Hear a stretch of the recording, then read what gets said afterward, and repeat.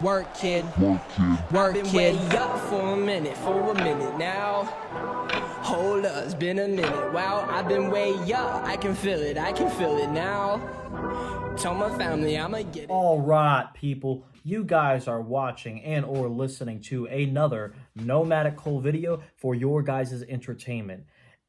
Be sure you guys leave a like, leave a comment, share, and of course, subscribe for more epic, awesome, cool, funny content just like this one right here, right now on the Nomadic Cole YouTube channel. And you can't beat that. Let's get right into the video, shall we? Today, I wanted to rant about some things that I heard some SJWs, bot-ass motherfuckers, and of course, the typical Karens that raid the comment sections under many posts on social media. A lot of them are spouting off some genuine misconceptions about a certain politician, that person being Tulsi Gabbard. Tulsi Gabbard, by the way, if you guys don't know who she is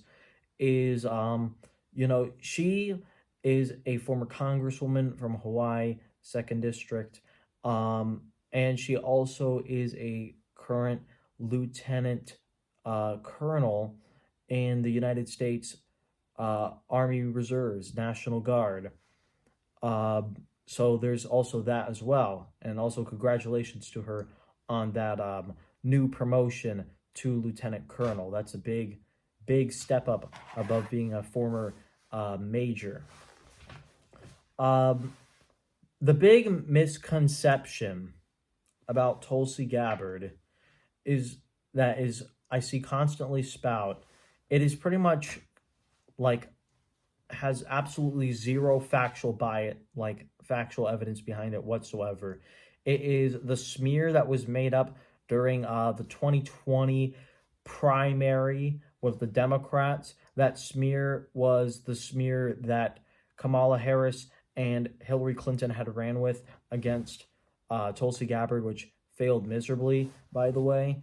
And it was that Tulsi Gabbard is a Russian asset.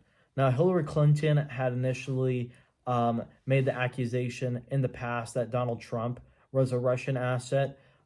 They had even gone to the extent of actually having the FBI doing an investigation and going and doing the Mueller report, which was later overturned by the Durham report about 2 years later or so. So, yeah, that was a fucking lie, essentially. Then after that, they went after Tulsi Gabbard for the same Russiagate scandal smear that they like to use. The main reason being that they use that scandal is because Tulsi Gabbard doesn't follow the neocons agenda. The neocons are essentially a group of mostly conservative people, but they're also now on the liberal Democrat side now. And they basically are just warmongers. I mean, they're just flat out warmongers. They're the guys who lied about Iraq and Iran and shit. So yeah, they did some bad things. But basically, because Tulsi Gabbard speaks out against neocons, against sending trillions of dollars to foreign wars overseas that we don't need to be a part of, and because she openly speaks out against certain NATO expansionist policies, that suddenly makes her a Russian sympathizer in their eyes, and that she's a threat to democracy. The fact is, though, is that Tulsi Gabbard cannot possibly be a Russian asset. And here's why. Tulsi Gabbard is in the United States Army National Guard.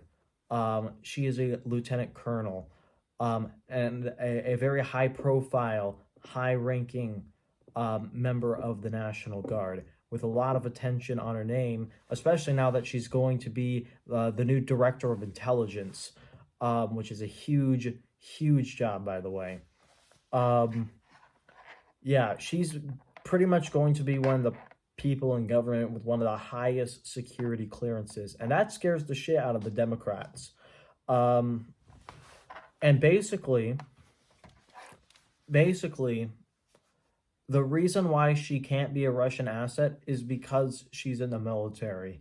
You see, in the military, a lot of people might not know this because they might not have known anyone in their immediate family who's in the military, or they might not have served themselves. But basically, in the military, they have this thing that if you basically go against your oath, your oath to swear to protect and defend the Constitution, and all that. If you go against that oath that you take when going into the military, if you commit treason against the United States military in any way, you can be dishonorably discharged, you can be court-martialed, and you could even go to jail. So, I mean, they've been investigating this Russia thing. Apparently, there's some serious investigation going on, to the point that the FBI even tried to label her a potential domestic terrorist and use the Patriot Act and TSA to try to basically violate her rights as a private citizen. They essentially went and made it so it was very difficult, a much more difficult process for her to actually board flights. But she's probably okay now, given that she most likely flies private and flies with Donald Trump a lot now. So, I mean, it was a bump in the road, but it wasn't, it didn't really mean anything.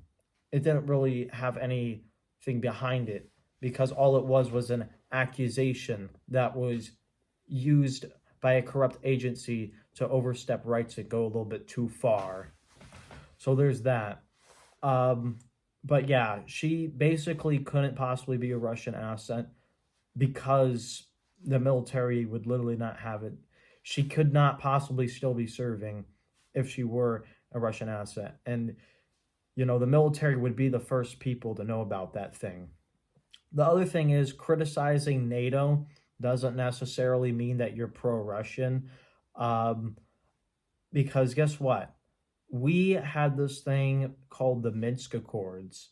Minsk agreements, they were made back in the 90s.